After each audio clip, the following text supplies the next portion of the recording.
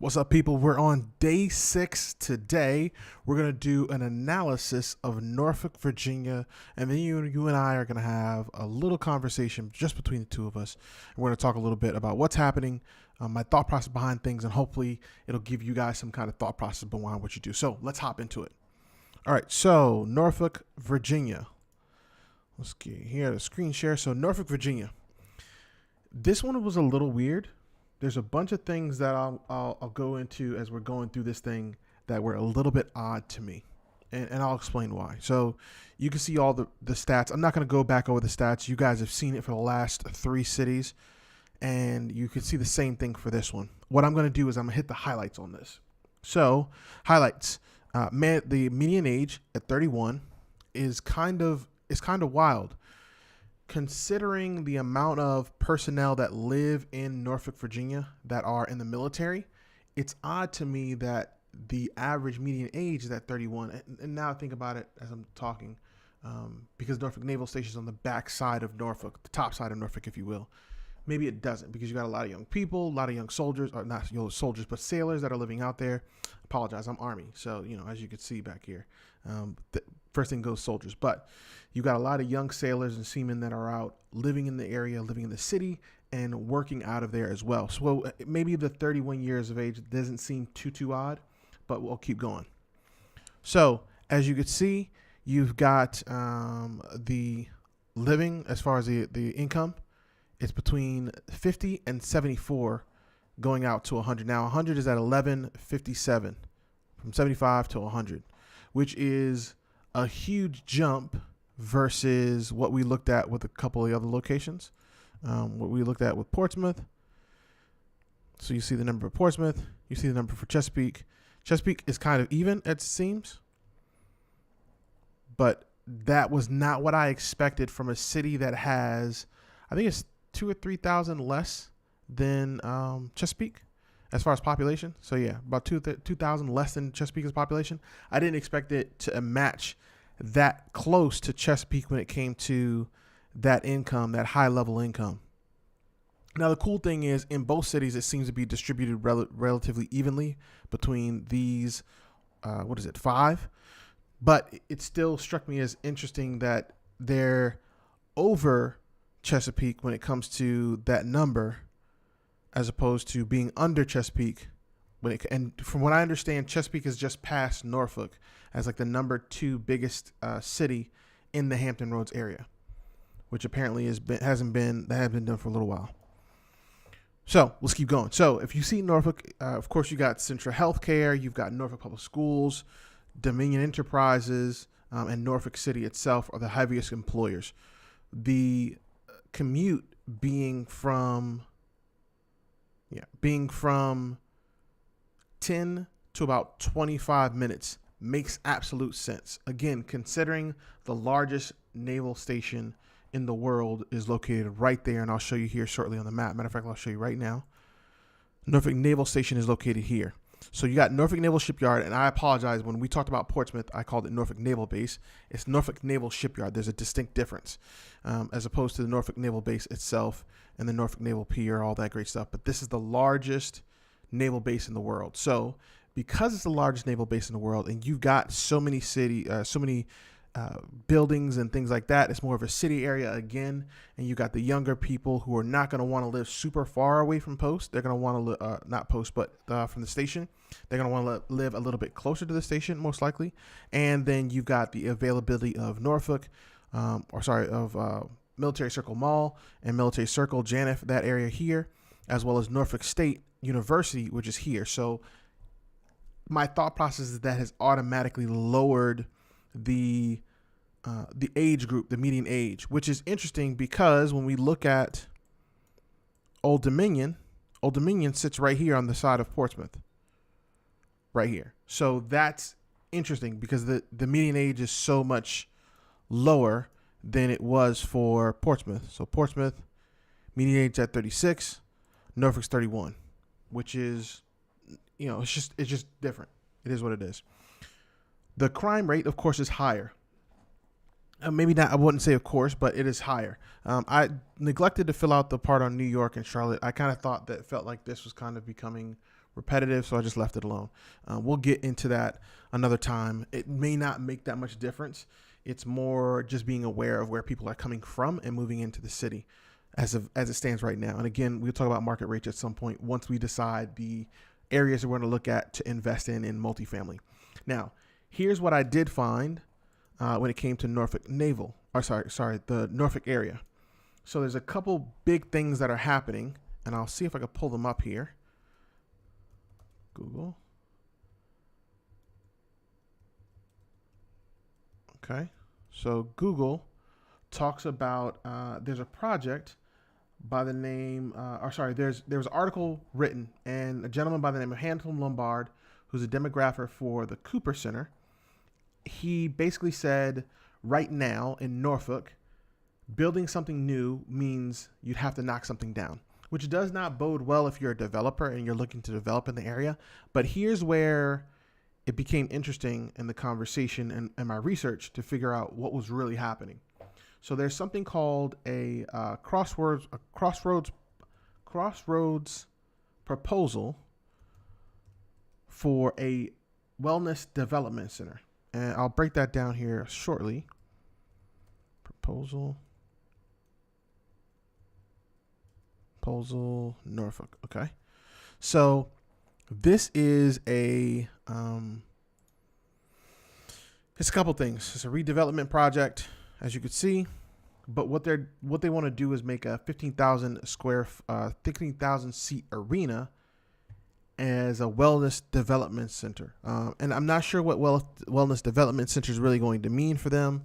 As you can see, they've got part of the campus here. This is the military circle refurbishment. So it looks like Crossroads proposal is doing more than just this particular plan. This came out in May 2021, which is interesting, considering this same article came out in 2021 as well. I believe it was January or February, somewhere around there in 2021, that this article came out saying that at this point you'd have to knock something down. But you can't be surprised. I can tell you by living in the area that the Military Circle Mall has been falling apart ever since malls have been falling apart. As a matter of fact, it was falling apart before that. And now I imagine it's not doing too well, as a lot of malls around the nation are closing down based on what happened during COVID. So this is the arena that they talked about. It's a 15,000 seat arena. Now, this is a development that's been created by Pharrell Williams is a prominent member of the group that did this, as well as Emmett Smith and his family are a part of this development plan as well. The interesting part, additionally to this, is they're doing this, and there's another larger project not happening as well, not too far away. And I'll show you that project right now. That project is the Headwaters Resort and Casino. Headwaters Resort and Casino in Virginia, in Norfolk. So this is another project that's being worked on right now, and it's as you can see, it says opens in late 2023.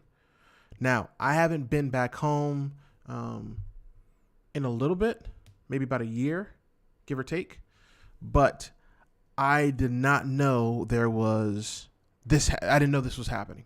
I discovered this in my research today. My research today, going through this stuff, looking at all of it, and it's interesting because they're doing it on the water. And originally, their article they had put in, their proposal they put in, had phase one ending in 2023, but I believe the phase one they were talking about did not include them doing a full-on opening. And according to this article, as you can see, the Norfolk Casino opens in 2023. So here's what's interesting. Here's my thought process on Norfolk Naval Base, or not Norfolk Naval Base, on Norfolk, Virginia as a whole.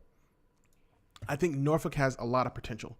It's got a lot of things happening, from the military to what's happening now with the casino and resort, as well as the development center, the wellness development center. What's also odd about it is that you think that this would deter people with the high rate of crime in Norfolk. But the way I see it, if I'm going to invest in multifamily properties, the likelihood of that may happen, absolutely.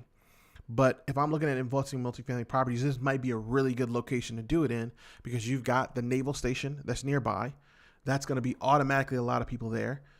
And you've got the Norfolk State University there as well, which is, again, something that you can create something that allows them to maybe even partnership with the college itself and allowing people to rent at maybe a lower rate and be able to have a nice place to live and actually be able to impact those students themselves, be it bringing in different real estate developers, bringing in different real estate investors to speak, or businessmen and women to speak who are prominent members of that alumni association or even just the local area itself. So there's a lot of potential, in my opinion, there. And I like the idea that I can rent to HBCUs as well as military members at the same time.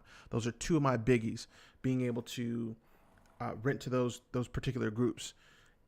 I think it's important, though, to pay attention to the fact that because they're younger, I need to expect a higher turnover rate. I'm sure there's ways to mitigate that, but I have to expect a higher turnover rate. So I'll have to come up with some ideas and some things to get around that particular issue. And if it's a larger multifamily, it's easier to deal with because you lose onesies, twosies. It doesn't affect the overall rent as much as it would if you have lottie-dottie everybody leaving. So I think it's really important to pay attention to it, like I said, and that's something I'm going to look into later. Now that we've gone through the analysis, let's talk a little bit, just you and I. A lot of things are happening. I am actually leaving Instagram, getting off Instagram, not totally, but kind of stepping away from Instagram in an effort to focus on this platform as well as on my real estate efforts. I know this is going to get to the next level. I know I'm going to succeed in getting 625 doors. As a matter of fact, I am positive I'm going to blow that number out of the water. Now, I want you guys to ride with me. You don't have to subscribe. You don't have to even watch the whole thing through. I just want you to be a part. I want you to be able to go back and reference these videos and see that step by step by step. So right now we're in the analysis phase, figuring out the exact location we want to go after when it comes to the first kind of foray into doing a small multifamily property. Now, this very well may change based on where I get sent to when I return home. I'm currently, like I said, deployed in Kosovo. Once I return home, we'll see how that goes. But right now, this is where I'm at, and this is what I'm looking at. And I want to be successful, and I want you to be successful too. I want you to tune in. I want you to watch. You can check out the podcast if you like. You can check out this on this platform, even more so because I'm going to be live all the time on here every day for the foreseeable future. Even when it comes to travel, when I'm traveling, when I redeploy is what we call it. When I redeploy from Kosovo back home, I'm going to do my best to do an entire vlog that whole trip. I don't know how that's going to work. I know I'm going to be going live. I've never done that kind of thing before, but we'll figure it out and we'll play around with it up to that point to kind of show you guys what's going on and how things are going and my focus, and hopefully you guys join me and you're a part of that. So for now, I got to go, but remember, you're better than you were, but you're not half as good as you're going to be. The podcast will be out tomorrow. I appreciate the thumbs up. I don't know who's watching. I can't even see the doggone thing. Hold on here. Let me see if I can see who's here hanging out with us. Austin, my brother. What's up, man? It's good to see you. Austin says, what's up? And hey, what's up, Austin? I'm glad you're here, brother. I'm glad you're here. I'm about to roll out now, but don't you worry. I'll be giving you a call here soon. Anyway, like I said, you're better than you were, but you're not half as good as you're going to be. I want you guys to have a great night. Don't fret. Everything's going to be all right. We got some craziness going on in the world. What else is new? Hang on. We're going to figure this out. All right. We'll see you soon.